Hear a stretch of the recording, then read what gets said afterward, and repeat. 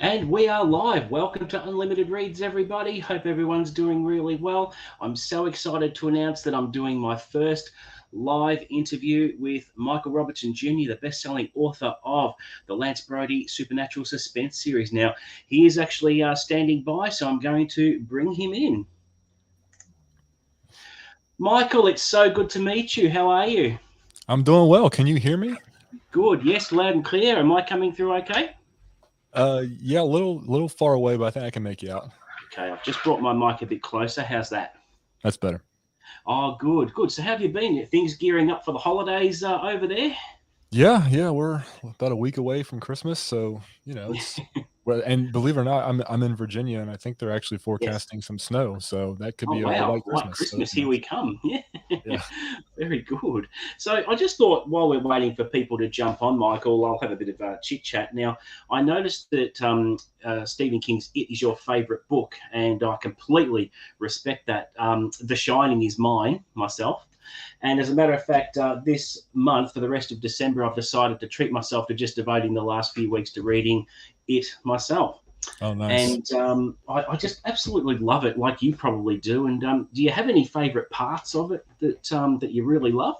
Yeah, I do actually. And this, unfortunately, to me, was one of the few highlights of the It Chapter 2 film.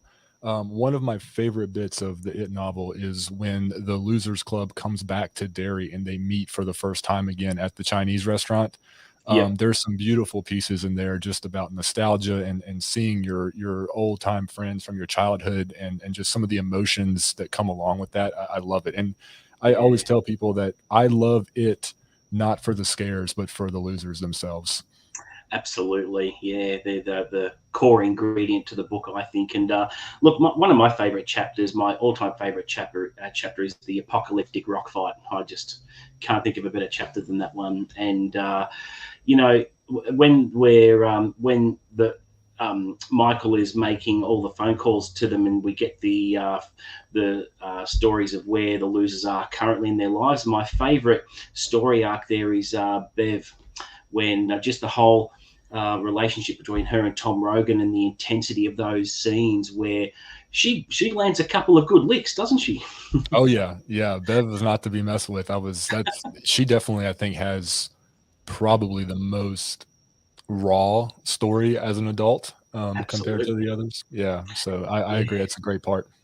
And my favorite part in those scenes is where, Tom Rogan, a lot of the time, he has one over her and dominates her completely. And then when she sees that look on her face, the real Bev, the young Bev comes out and rises to the surface, and it makes him hesitate, and he experiences fear and uneasiness, and that is just gold for me. But the whole book is great, but it certainly comes a close second to The Shining for me. It's Shining will always be my favorite, but it will always be a close second for Yeah, sure. I reread the I so The Shining was actually the first Stephen King book I ever read. Oh, I'm sorry, the second Stephen King book I ever read. First was Mhm. Desperation.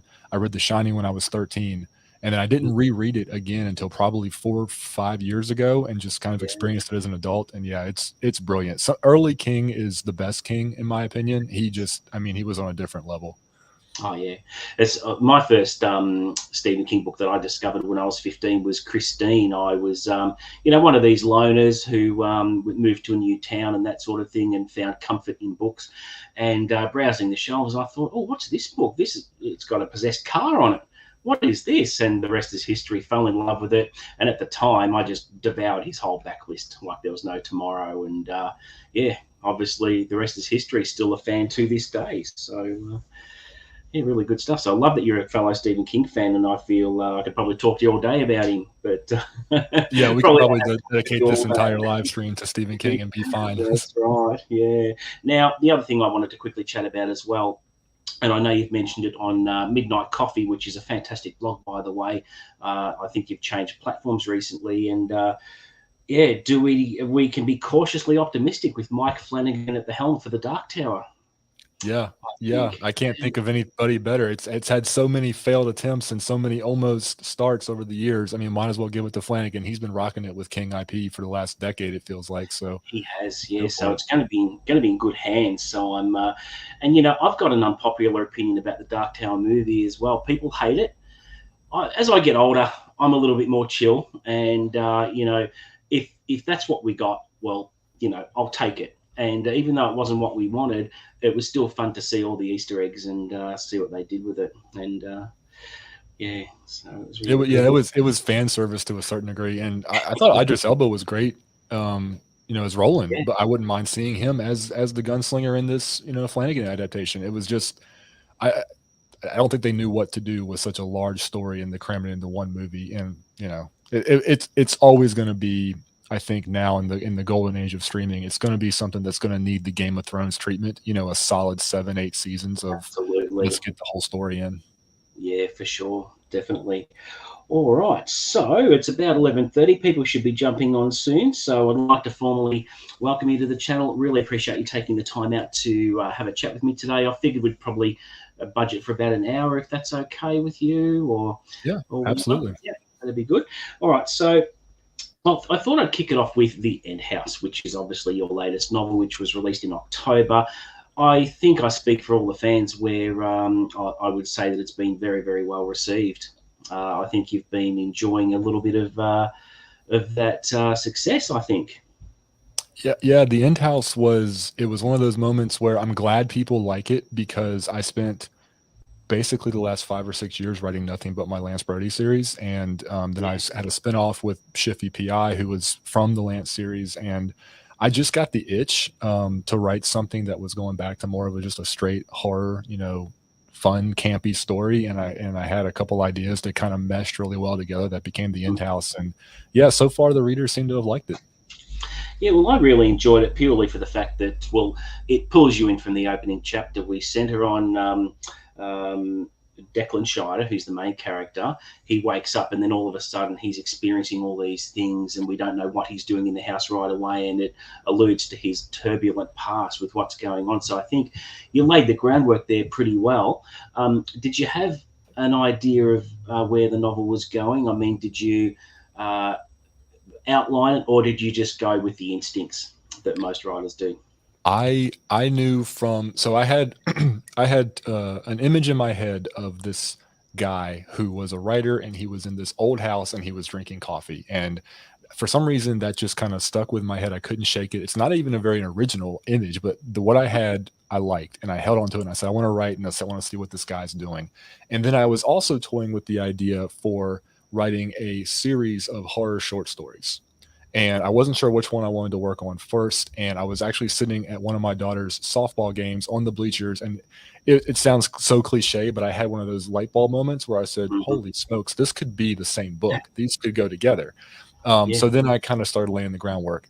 However, this was probably the least amount of outlining and the least amount of even documenting chapter by chapter as I wrote the book that I've ever done. I knew the beginning, I knew the ending, right off the bat with Declan's story. Mm-hmm. And then I knew I just had to fill in the middle with some stories and weave them all together. So I actually did no outlining for this book at all. Yeah, that's good. Yeah, because it makes the process a little bit more organic, doesn't it? And then that would mean that while you're writing it, some of the twists, which were incredible, by the way, did you have those sort of moments where you jumped up and fist pumped the air and like, yes, that works? There was a couple where, like you said, it kind of comes organically. I would be writing and something, I get the little tap on the shoulder and say, "Oh, if I slip that in there, I can tie it. That'll be fun." And those are Mm-hmm. always the moments that you like, because a lot of times, I'll those are the moments that you go back and you add when revising. The first Mm-hmm. draft is kind of sloppy, and then you say, "Okay, I've made these changes. Let me go back and correct things for continuity." And the end house just really seemed fun from the beginning, and it flowed really well. And I was happy about that, and I'm glad that it worked out.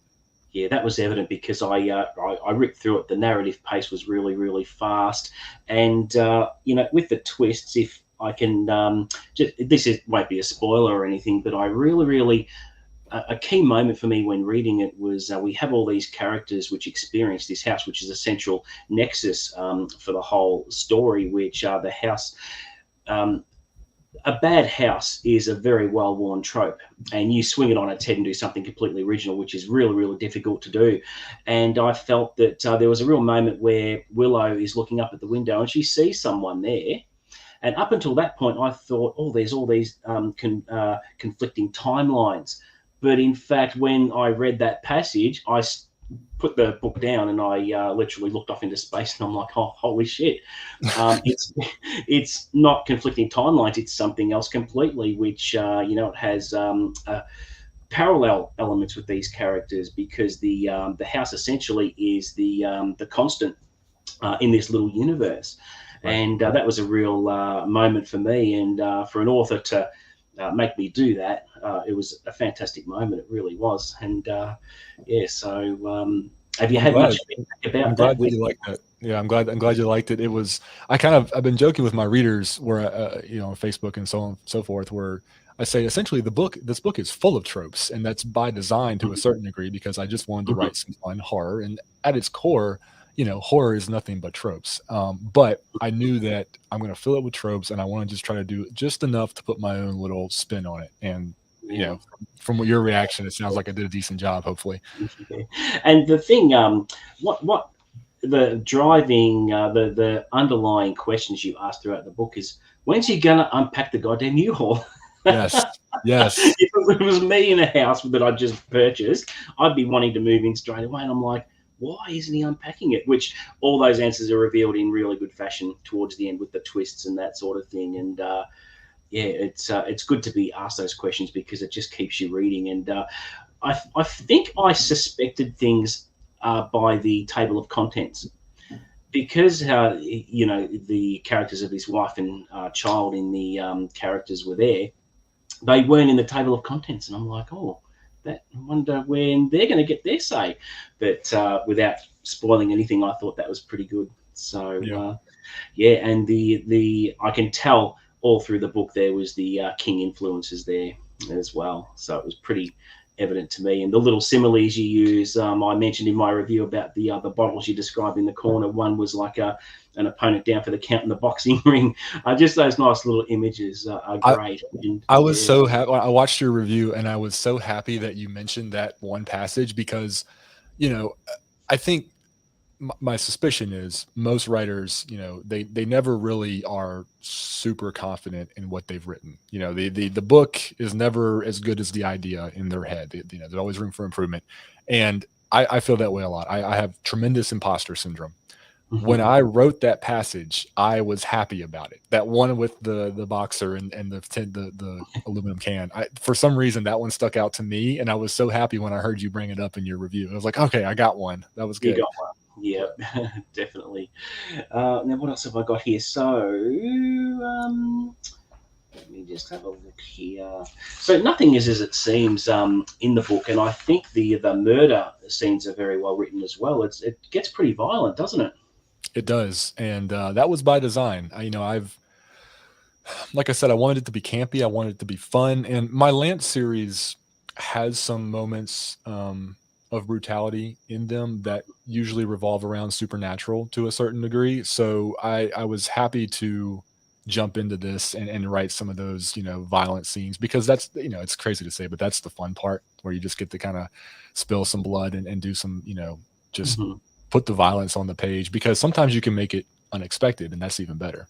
Yeah, for sure. Yeah, and what else have I got here? So people can obviously who end up watching this later. We haven't got any people on here at the moment, I don't think. But for people that watch this later, it's easily accessible. It's in physical format. It's in digital format on Amazon, which you can buy very, very cheaply at the moment. So have you had many reviews on Goodreads? Are people still putting those on? I don't actually look at Goodreads. I I've talked about this on Facebook, and even some on my on the newly created Substack, the Midnight Coffee. I've never been a big fan of Goodreads, and I don't need to dive into it any more than that, except that I have found readers on Facebook and Amazon are kinder than the ones that are on Goodreads. Now, and maybe I've just had bad experiences, but some of the other authors I've spoken to have similar um, I guess, opinions. There's some not so good things happening on Goodreads. I think Amazon tries really hard to make Goodreads a good place, and they've done some things to change it, but it's not a platform I spend any time on, really. Fair enough. All right. So yeah. So obviously, great book. People need to read it. I think they're going to be pleasantly surprised if they haven't picked it up yet. It's a rip roaring read. Best read at night time, I think, in the dark.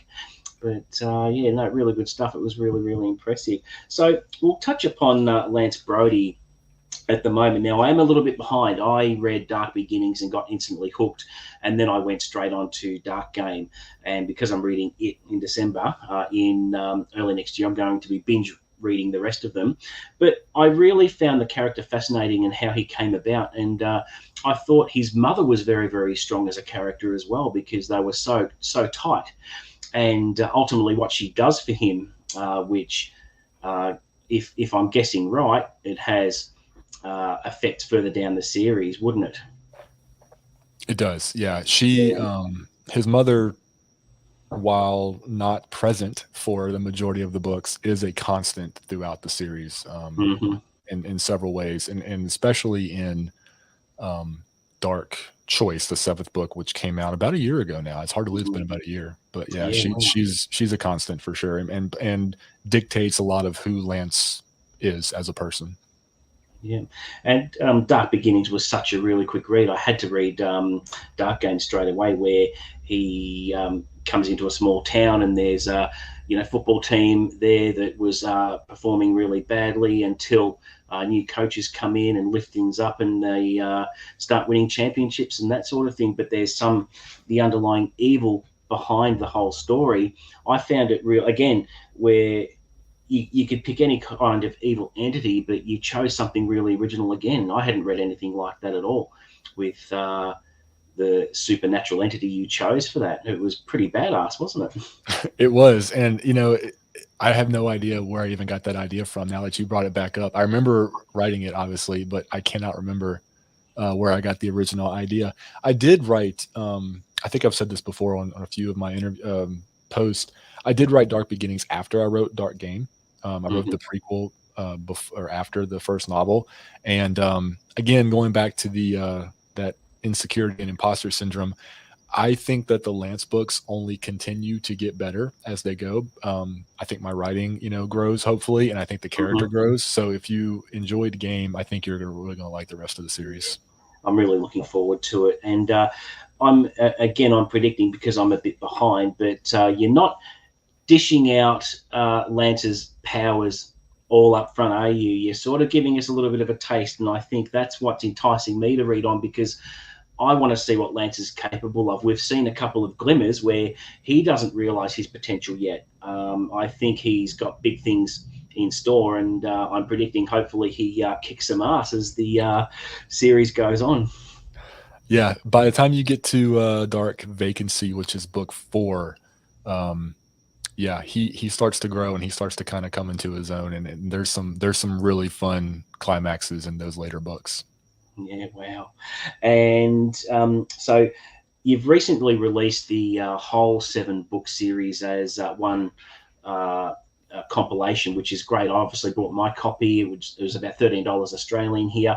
Well worth the money. It's about over 2,000 pages of content and represents really good value. And by the time you buy them all separately, it works out a lot dearer. But yeah, certainly that's readily available on Amazon. And is there there wouldn't be a physical format where it's split into, say, 2 different parts or anything like that in the future, Michael, or no? No, so there is currently a paperback version of 3 different bundles that have Mhm.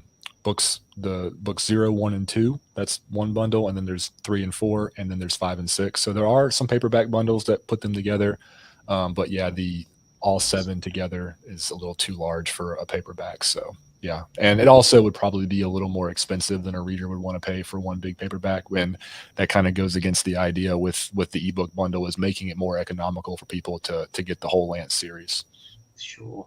Now, how did Lance Brody come about? When did that start? I had written 4 standalone novels, I think. The first one was published in 2011. And I had, you know, developed a little bit of a following on social media, and I had a few people that liked some of the books, but I wasn't getting the traction that I was trying to achieve with my career. And I thought, okay, let me step back and let me see what is working. I mean, this is the true story behind Lance.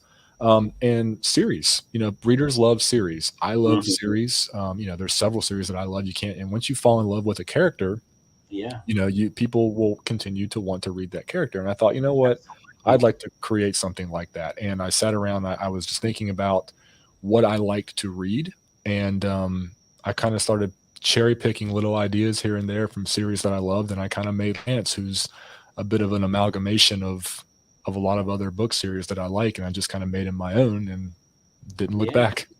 I can see some parallels with Odd Thomas as well. Very much so. Yes, Was that absolutely. an was that an influence as well? It was absolutely. I think Dean Koontz, much like King, I think his earlier work is better than his latter work, and Odd Thomas is a fantastic series. So yeah, people have brought that parallel to me in comments and in reviews. Some not so happy about it. Some people like that there's an Odd Thomas, and they've said, hey, if you love Odd Thomas, you're going to love this. And some people have called me a hack for copying Odd Thomas. So I guess it depends on which side of the fence you want to fall on. Yeah, no, I'm on the side of the fence where you've made it your own, for sure. I mean, look, there are similarities, but they're completely different characters, and they're likable for a wide variety of reasons. I like Lance's innocence. That's one of the main core ingredients that he has that I really like, because he's not very worldly, because he's been, part of the same small town for years. He knows everyone. All his friends have gone off to college. He's been left behind, like Mike Hanlon in it. He got left behind. So, Yeah, exactly. but yeah, so it's certainly a lot different than Odd Thomas, but you can see some certain subtle parallels there. But obviously, you have made it your own, which is fantastic. And when we speak of series that we like, I absolutely love Jack Reacher. I can't get enough of that. It's What because you develop a trust for the author over time, and you pick up the book and you don't even look at the cover blurb because you trust them that much. absolutely. And obviously with Lance Brody, don't need to read the synopsises of the books. You just pick them up and read them. And I think a lot of people, you've hit the nail on the head, that series characters work very, very well, especially if the rapport is there with the first book. Yeah, yeah, and that's I think that was what I really wanted to do. I wanted to create a character that I loved, and then hopefully the readers would love, and if they did, hopefully we could have a long journey together. You mentioned Jack Reacher. I'm a big Jack Reacher fan as well. Have you? And I think you, if I remember correctly, you did a review of the latest Reacher book I did, yes. on your channel. Have you? What's your vibe? I'm gonna flip the script and ask you a question. Yeah. What's your vibe since he started co-writing with his brother? Yeah, look, I'm very optimistic. It was always going to be a struggle to pass the torch. But from material I've read, Andrew Child's been with Lee from the start. He's read every book before everyone else. I think if you're going to collaborate, the first one is always going to be very, very difficult. And that's obvious in The Sentinel, which it wasn't a good read. I've been completely honest about that. A Better Off Dead, the follow up, was a little bit better, and then with no plan B, it is getting better all the time, and I was pretty impressed with it. Even though a lot of people have been complaining that Jack Reacher lost a bit of page time, and he did, but I think that was essential because of the storyline. You had multiple plot devices, and attention had to be taken away from Reacher for a little bit of time for all the events to culminate at the end. But the actual writing is a lot better, in my opinion, and I think they've obviously got one more book together called The Secret next year. Then Andrew's off on his own, and I've mentioned in the video that I'm pretty optimistic that he will improve as he goes on, and I've mentioned to fans in another video I did on why you should read Jack Reacher. I've just said to fans, look, just have a bit of faith, have a bit of patience. If you, you could either, it could be that we wouldn't get Reacher at all if Lee Child did retire and didn't pass it on. So I think as a fan, I'm happy to get Reacher any way I can, but I certainly have faith in Andrew in the future. What do you think? Yeah, I've read them all, and I have seen the displeasure of some fans online saying, "Oh, it's changed," and all these things. And I don't see it, but maybe I'm easy to please. Maybe I just enjoy a good story, and if I'm having So, a good time, I don't care about the rest. I'm not going to nitpick it. But yeah, I don't think that Lee, not that I know him, of course, but I don't think that Lee would turn it over to Andrew if he did not know and have the confidence that the character could go on with the level that it needed to go on with. yeah, So I don't have any issue with it. I'm happy that he's going to keep writing. Um, who doesn't love Jack Reacher? I mean, he's just fun that's every right. time. Especially with the Amazon series. I mean, Alan Ritchson is Reacher, isn't he? Yes. Oh, I love that series. Absolutely loved it. I mean, my wife and I watched it in like 2 Yeah, days. So yeah, it's just crazy. Like, yeah, and there's so much more potential for doing more seasons. I think they're doing Bad Luck and Trouble for the next one. I think. I'm not quite sure, but that's where he collaborates with his old fellow commanders and that sort of thing with that one. But yeah, it's certainly awesome. Yeah, but looking forward to reading more of Reacher, that's for sure. And I completely respect Lee's decision to retire because he's had a good run. He wrote 24 of the novels himself, and that's pretty damn good. And he may decide to just write something else, but he's given some mileage to the character, I think.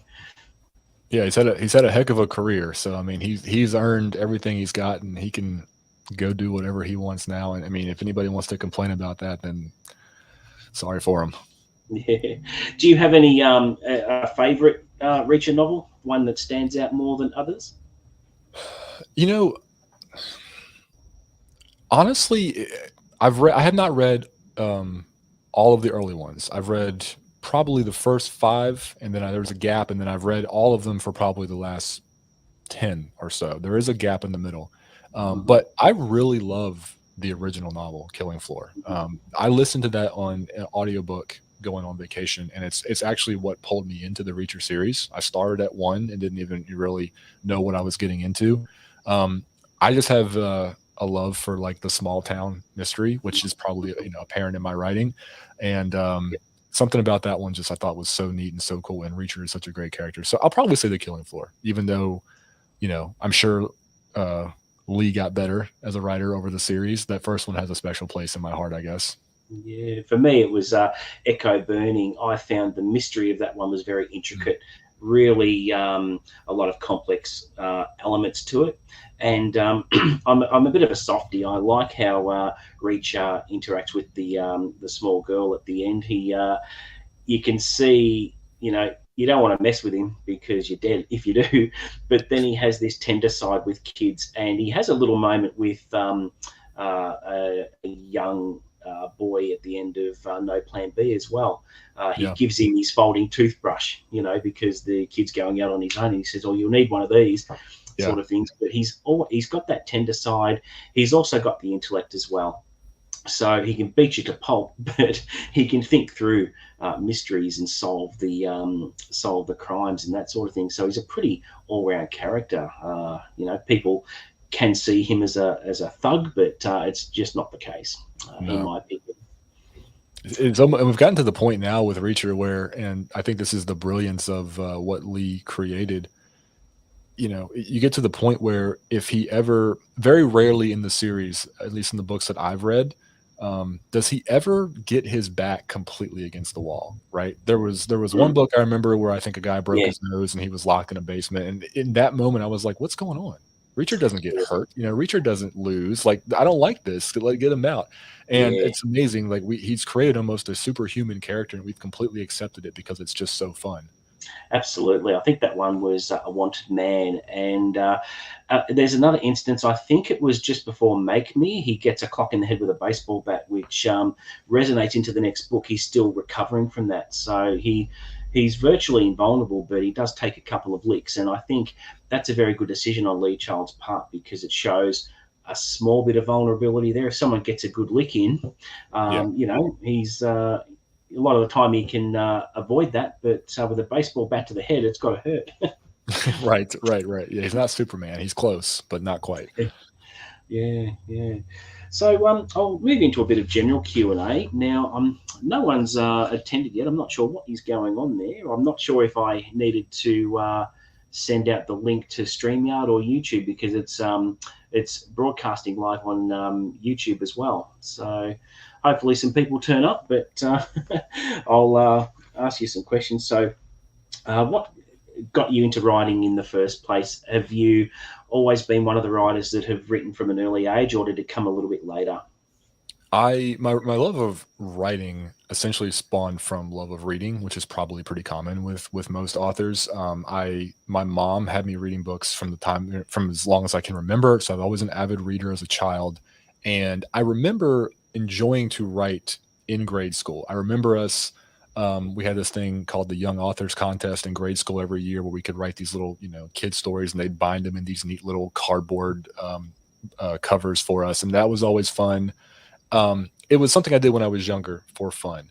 And then as I got older and got into high school and started playing sports and just, life took over, I actually didn't write anything that I could remember for at least until I got to college and out of college. And once I got my first full-time job out of college, I was reading a lot more, and that kind of rekindled the love of writing. And I thought, you know what, I want to try to write a book again. And I started and just haven't looked back. So I guess I did like to write from an early age, but it went dormant for a period there in between.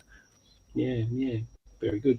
Now, what does a particular writing day look like in your schedule? If you're in the middle of a project, what does that look like? How long do you write for, and how does that look? If I'm in the middle of writing a book, I try to write every day.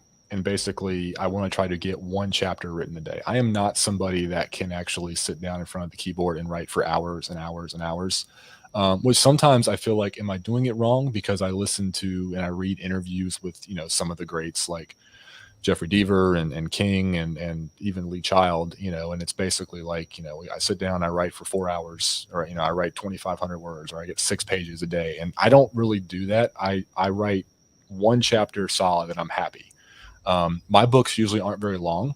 I don't write these massive King, 100,000 plus word novels. So if I can write 1,000 words a day, which I usually average, a first draft for me it's going to take me less than 3 months. So Yeah. I don't do a set word count really. I just sit down, I write until I get tired of writing, and then I stop. It's probably not a great answer, but I don't try to put a whole lot of limitation on myself or any goal, except if I'm in the middle of writing a novel, I want to try to write every day. And do you find with that productivity, if you're do you find sometimes you might write for a short amount of time if things aren't working, and then you might have a really big writing stint as things are going well? Absolutely. I mean, there's some days where, like I said, if I'm writing a chapter and I'm thinking, okay, I want to get 1,000 words, maybe it takes a while and it's hard. And then there are some days where I say, okay, I'm going to write, and I look up and I have been sitting there for maybe 2-3 hours and I've written 3,000-4,000 words, and it doesn't even feel like it. So it's really just, it's chapter dependent and what's going on, and how comfortable I am with knowing what is going to take place. Dialogue scenes that are heavy with dialogue usually go a lot faster for me. I like writing dialogue. Mm-hmm. And do you do how many drafts do you go through in the process? For most of the books, it's pretty simple. I do a rough draft, the first draft, and with the exception of the end house, what I usually do is every chapter I write, I have a note document on my computer, and I document each chapter and do a brief synopsis of what happened in that chapter. And then as I'm writing, I may go back, and for continuity's sake, I'll go to that notepad and I'll do chapter 2. Hey, you need to change this. Hey, chapter 7, you added this. Remember, fix this. So I kind of make my bullet points for the revisions afterward. And then when the first draft is done, I give that note document a look. I make my changes, and then I do a complete read through, and I consider that my second draft. I make any modifications, corrections, typos, clarity stuff. And then after that, it goes to my editor for copy edits. And when I get it back from her, I'll do the third draft, which is essentially reviewing and implementing any notes and changes that she's made. Wow. Yeah, it sounds like a pretty solid process, really. And then from initial idea to published book, how long would that roughly take? You've mentioned you'll do a first draft in 3 months. What's the total time a book would take from start to finished product? If everything goes the way that it's supposed to, from start to finish, And I don't always release the book when it's finished, because sometimes I'll do a longer pre-order depending on what's going on, what time of the year it is. Usually from start to finish, I'd say I try to do 2 books a year, so probably every 6 months. Yeah, yeah, good. All right, now let me just have a look what I've got here. Okay, so another question I had was just going off topic a little bit. Your top 3 Stephen King adaptations, your movies. What are your top 3? Top Oh gosh, adaptations. Mhm. Um, Shawshank Redemption's number 1. Uh, Mhm. Yeah. oh man, you're putting me on the spot with this. It's funny because I think, and I don't think I'm alone in this, most people's favorite King adaptations are movies that they probably don't even know are King movies, like Shawshank and like Green Well, Mile. well, that's mine. Shawshank's my number 1 as well. Yeah, Green Yep. Mile's fantastic, and I'm gonna put okay, this is gonna be wild. I'm gonna put Flanagan's Doctor Sleep at number 3. Yeah. Yeah. I'm putting Fantastic. it Yeah. above Kubrick's The Shining, which I can already feel the Yeah. hate coming at me from the internet, but yes. Well, I've got an unpopular opinion as well. My number 2 would be It Chapters 1 and 2. I like the 1991 because it scared me as a kid, but what they did with It Chapter 1 and 2 was just fantastic. And then my third one is Misery, which Oh, it's a good one. was very, very good. But yeah, it's probably an unpopular opinion, but I can remember when Misery came out, I was in high school at the time, and we travelled to our capital city for work experience. You go off for a week and you do work experience and you stay at a hostel. And everyone went to the movies, and there were 2 movies showing at the time. One was Misery, of course, and one was Silence of the Lambs. And everyone went and saw Silence of the Lambs. Me being a nerdy, geeky Stephen King fan, I went and saw Misery on my own. Probably the wise I mean, they're both great movies, but I probably would've done the same thing at the time. So, Yeah, and yeah. Kathy Bates got an Oscar for it for obvious reasons. Her Yeah. performance was electric, and they used that Angry Bee music score, which was very, very effective in and using the thunder for the jump scares when she's standing at the end of the bed and hobbles him, Mhm. Yeah. which is good. And speaking of adaptations, this will test everyone, and I haven't shared this with anyone. Michael Flanagan's Gerald's Game. When we see the house and the water, you can see the remains of a pier sticking out. The sharp shards of wood sticking out of the water. Yes. And I remember that immediately made me recognise passages in Misery where he describes Paul Sheldon's pain as the water going out to tide and leaving these spiky bits of wood. I wonder how many people would have spotted that. That's a great question. I did not Mm, pick up on it. mm, That's a great and the thing with King and now with Flanagan, because he is so, respectful of King's source material and knows it so well, and it's apparent in interviews that I've seen with him and read of his. You never really even know at what point King had planned some of that stuff mm. versus, people that know he has riddled his universe with Easter eggs, just looking, seeing things that aren't necessarily there because he's so brilliant with the way he's layered his universe over the years. Yeah, yeah. And so, tell me more about Lance Brody. Obviously, you've got an idea. Reading on Midnight Coffee, have a bit of an idea, and you've written a kind of a treatment. Is that right? And looking at expanding on that. Yeah, so when I wrote the 7th book, and this is not really a spoiler by any means, but the first 7 books, well, 7 in the novella Dark Beginnings, which is only about 100 pages, um, that was a 7-book arc where each individual novel contained its own isolated story, but there was an overarching plot line for Lance and for the Reverend the Surfer and his mother and for Leah. That those core group, they were kind of involved in a bigger picture, plot point. Book 7 puts an end to a lot of that. It's kind of the bookend on that chapter of Lance's life. And I left it open initially to say, if this was the end of the series, I think readers will be satisfied and happy. But Lance is still young, and there's still stuff Mm, that could happen down the road. And I'm at the point, I think, where I know I'm ready to go back to Lance. And I did have an idea. I have an idea and an opening chapter in my head that I think it's going to set up a fun book. So I have a suspicion that there will be another Lance book probably in 2023 if I can get my button gear and write it, which is That'll be exciting because I know that readers are, looking forward to it. I'm very happy and very fortunate that I created a character that readers love because there's a lot of people that really enjoy the Lance series. I get Facebook comments and messages all the time asking if there's going to be more books. And even though I really enjoyed the End House and, you really enjoyed the End House, hopefully, and a lot of people have, there's a lot more people that are waiting for another Lance book versus another End House. So, yeah.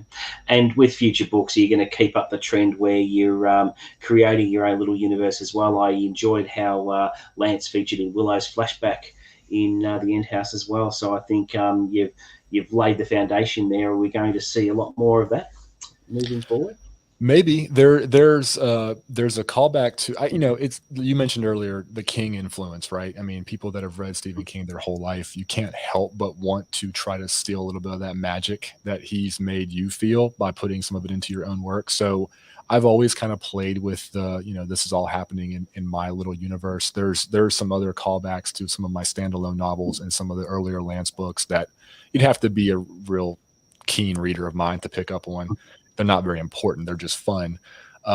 So yeah, I think that going forward, there's going to be more of that. I like the idea of Lance and Alexa from my Shifty PI series, having some more time together because they go their separate ways at the end of book 5 in the Lance series. So it'd be kind of cool for them to meet up again because Lance does factor into the Shifty series from afar, just more of as a memory than a physical presence with Alexa. So it's all happening together. And I think that makes it really, really fun, both as a writer and then hopefully the readers like it as well, because they get to do the same thing we've been doing with Stephen King, where they go, oh yeah, I remember that from that book. And, that means this. And that's just cool. I like doing that stuff. Cool.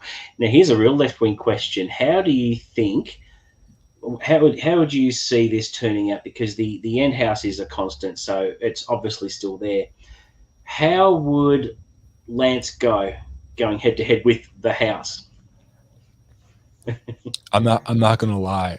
I've had the idea of having Lance somehow get to the End House. I don't know That would how. be a hell of a book.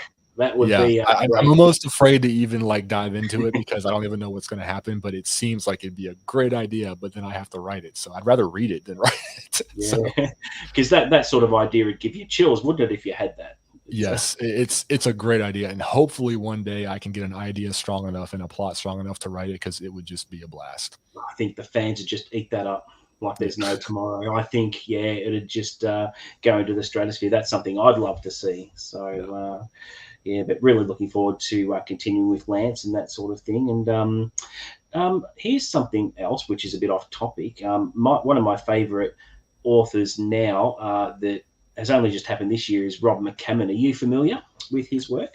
I see his name talked about in the horror circles all the time, but I have not read any of his work. Do you have a recommendation of where to start? Because I'd love to try some of it. Yeah, I actually started with Boy's Life, which it's about a kid in the 1960s who is at the heart of this big mystery and there are moments in there that make you cry. It's a coming of age story. There's a really big evil mystery at the heart of it all.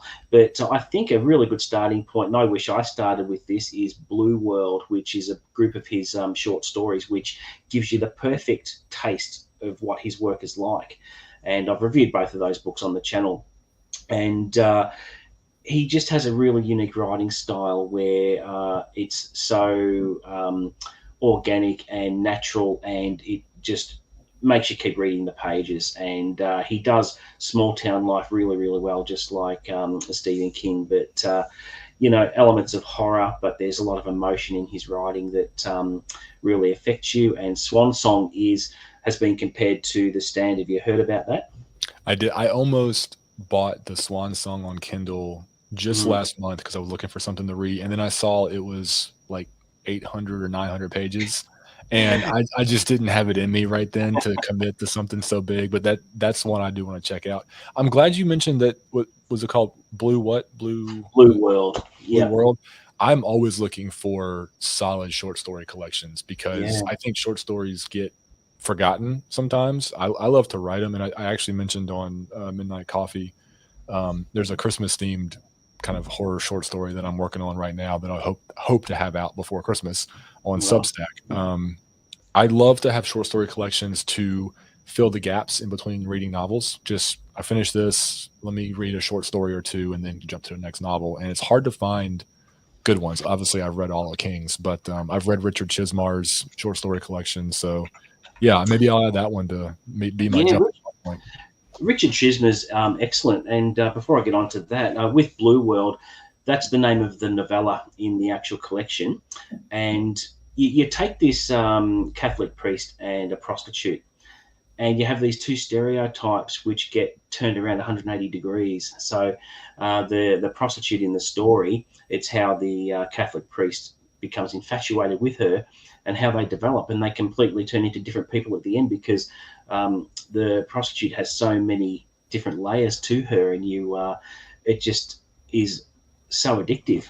And a couple of the stories you'd take straight out of Twilight Zone. They're just so well written, and it's easily digestible and accessible as well. And that's a perfect recommendation that I'd suggest. But with Richard Chismer, I actually have the Long December collection, Yep. which I found that fantastic as well. He's so underrated, and obviously he's good enough to collaborate with Mr. King as well.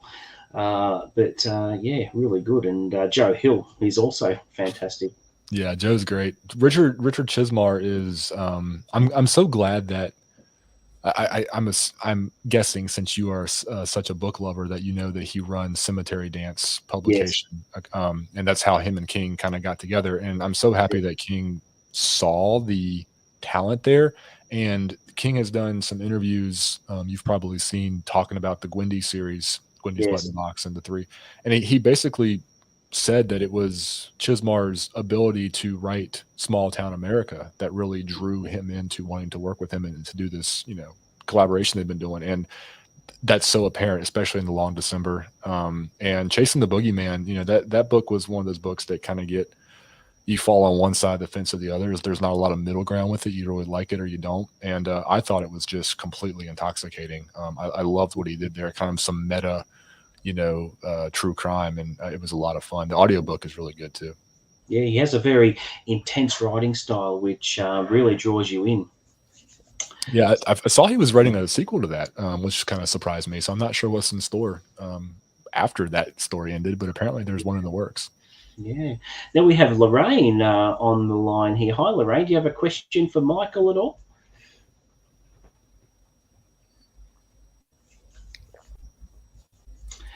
And just while we're waiting there, Michael, as a reader, I love my horror, and I'm really into crime, my lead child and whatever. And one of my goals to grow as a reader, which I've been doing this year, is reading a few classics. And I've had a blast with it, because I revisited classics where you were made to read them in high school. And then it's completely different as an adult, when you've had some life experience going back to them, and you develop a more profound appreciation for those sort of books. Have you had similar experiences with classics that you've gone back to? Yeah, a little bit. I reread The Great Gatsby when the Leonardo DiCaprio film came out, probably close to 10 years ago now. And I had it because it was one of those books that they always made us read in school, and you Mm-hmm. know, you never like being told to read something. It just takes a little of the fun out of it. So yeah, I definitely had a whole new perspective with that. And like I said at the beginning of this, when you and I were chatting, I know they're probably not considered true classics, obviously, but King's early library, I mean, reading them as a child, essentially a child, an early teen, versus reading them as an adult in my 30s, it's a whole different perspective. It's like reading a brand new book, and I Yeah. think that probably holds true for just about anything that you read when you were younger. You've got enough life experience behind it now, and a lot more maturity to understand the depth of what's being put on the page. Absolutely, and there's a really good example, Pet Cemetery, which I haven't read for a long time because it scared me so much as a kid that I've been reluctant to revisit it. But people have given examples of reading it as a kid and then reading it as a parent, which is a completely different experience.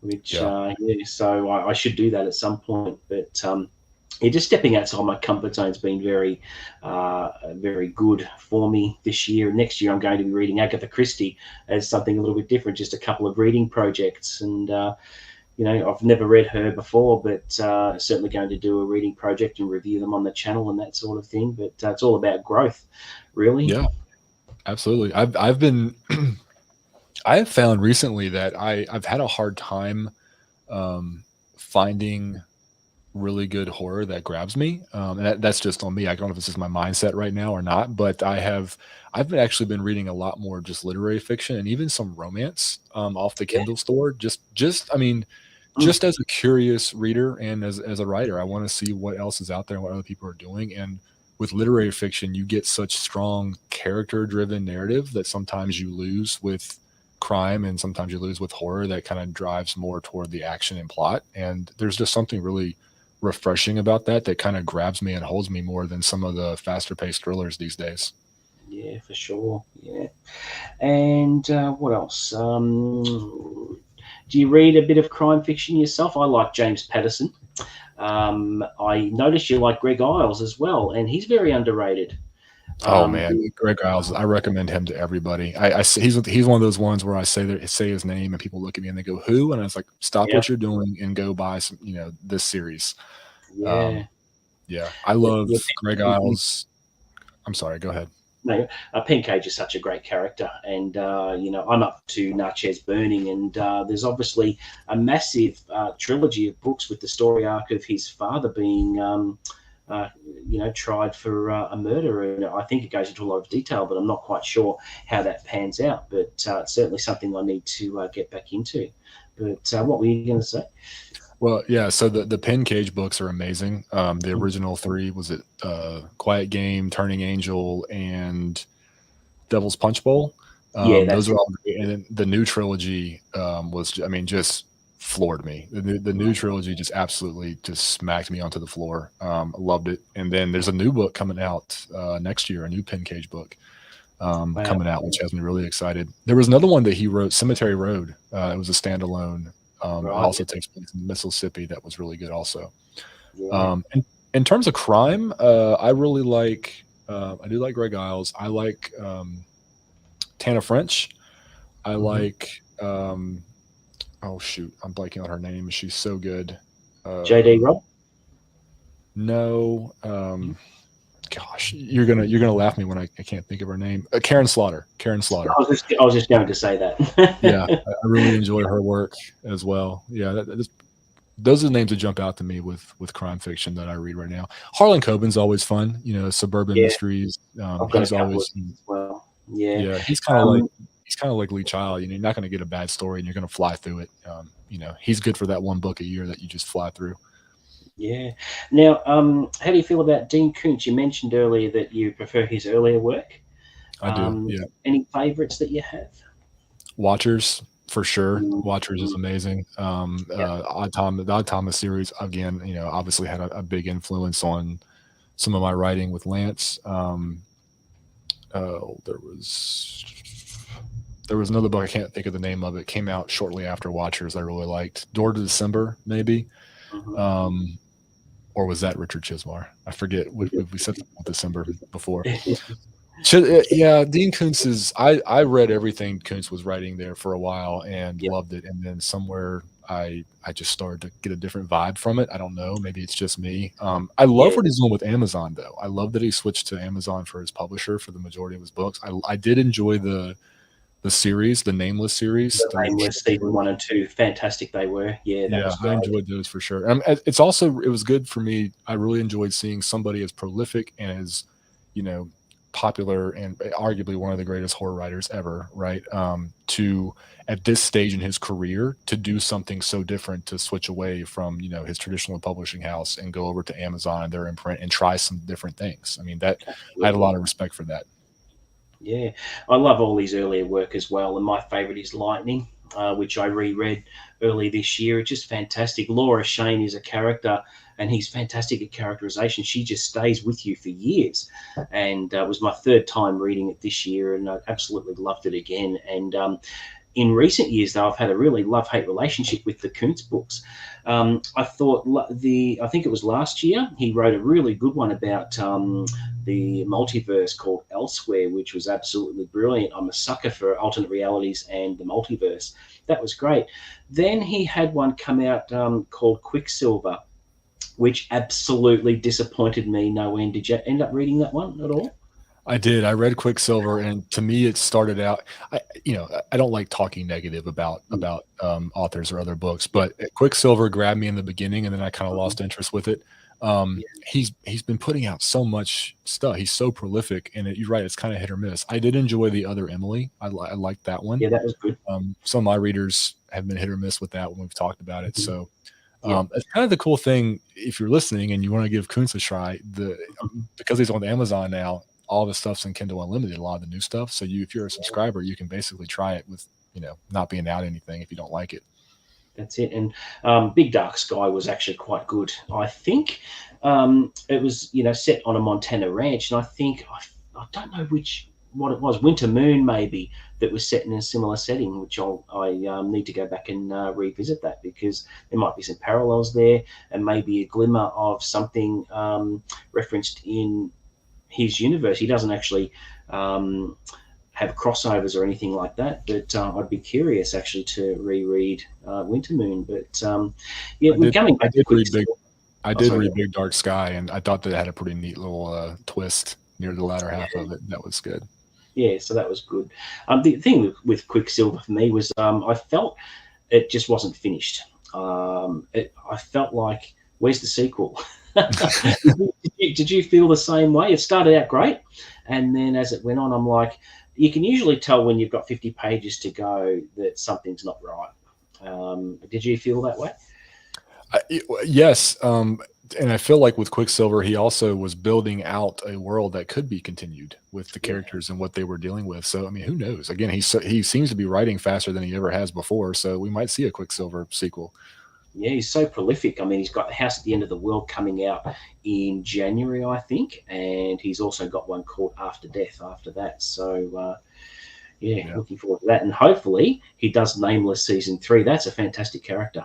Yeah, that's great. And to be honest, I think, we talked about short stories and short fiction being a lost art. I mean, I think I'm enjoying the shorter work of his more than most of the novels now. So if he keeps doing that, that's great. And I think it also shows the publishers and shows other authors, hey, there's an audience for this stuff if you can figure out how to pull it off.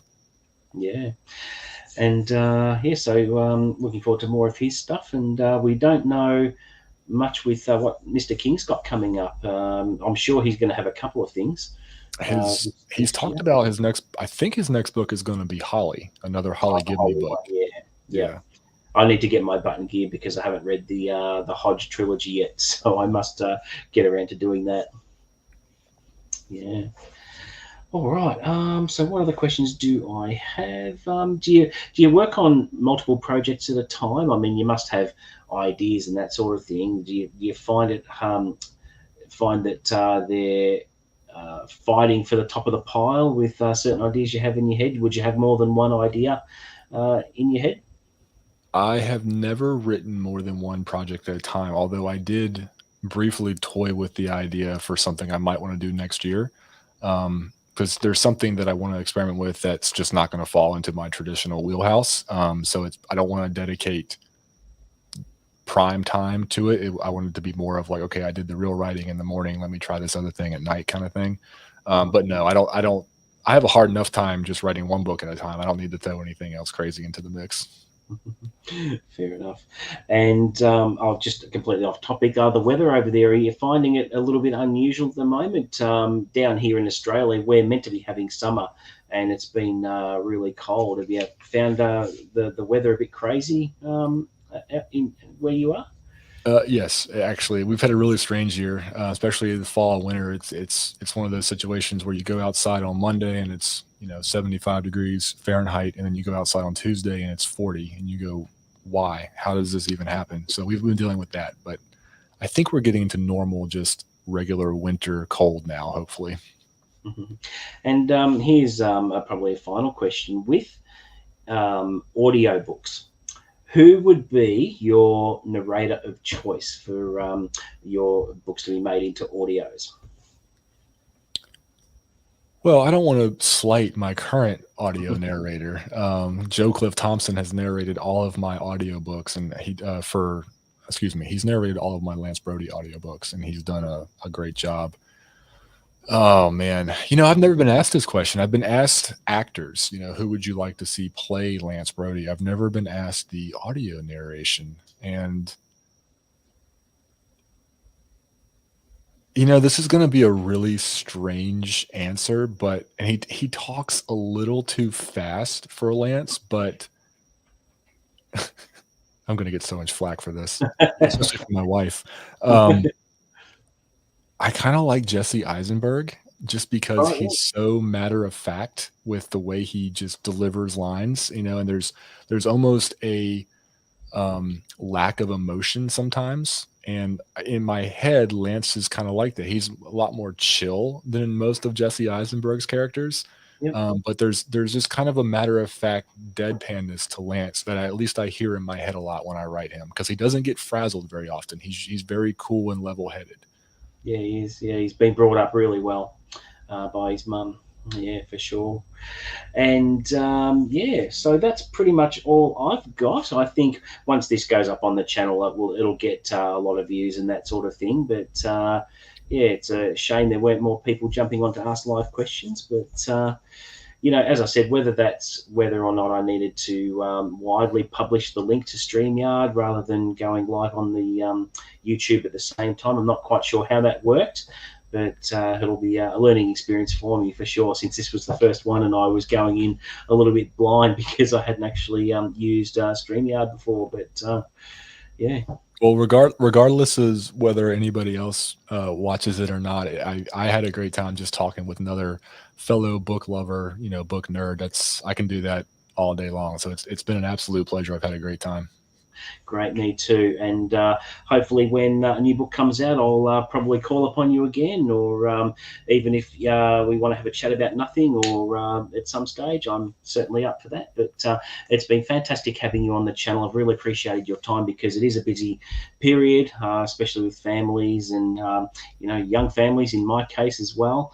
And it's been great having you. Now, just before I go, people can actually subscribe to your newsletter, and I believe they get a free audiobook and a free ebook, which is pretty good value and the perfect introduction to the Lance Brody series. And obviously, they can find your books very easily on Amazon and that sort of thing. So for anyone that's watching this now or later, check Michael Robertson out. But thank you very much, Michael, and hopefully we can do this again soon. I really appreciate having you on. Absolutely. Thank you for having me, and reach out anytime. It's been a lot of fun. Will do. Thanks, Michael. Take care. Have a good Christmas and New Year. Thanks. You as well. See ya. Bye.